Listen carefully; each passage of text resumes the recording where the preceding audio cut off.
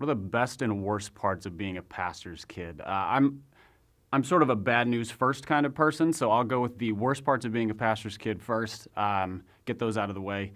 I think the worst part of being a pastor's kid is being known of by everybody in a church, but not necessarily being known well by the majority of them.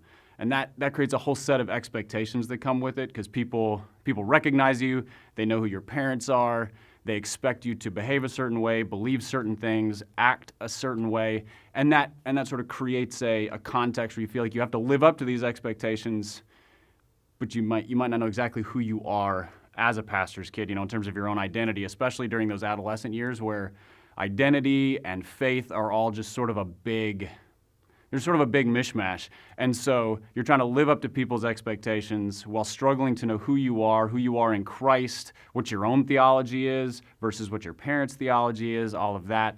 And then there's just the weird social aspect of it, where people who are pseudo-strangers come up and ask very personal questions. Like I remember questions about my prom date or my football game this past week or whatever it was. And I couldn't have told you these people's names. I knew that they sat on the other side of the sanctuary every Sunday, but beyond that, I was just kind of at a loss. And that creates sort of a weird sense of, it's like small context fame, but also mistrust, because people are asking really strange questions that they don't know they shouldn't ask, and it puts you in an awkward spot.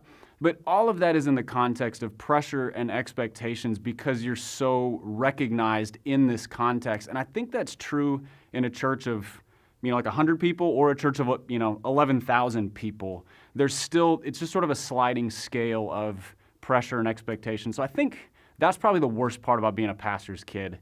In terms of the best part, the answer is really short, and it's just free donuts. Every Sunday you show up to church and you know all the classrooms with all the best pastries, and you just get to walk in and take whatever you want. So that's the best part of being a pastor's kid. I suppose beyond that, there's also the context of, at least in a healthy church and a healthy family, you come away with the sense of the church is my home. And that's something that I've never been able to escape, and I'm really glad for that, because there have definitely been times when I kind of wanted to escape it, or I even tried to, and there's just a gravitational pull back to the church as the people that I trust, the people who care for me, the place where I can go for counsel and for care and to be fed, even while there's sort of a distance and a dissonance there.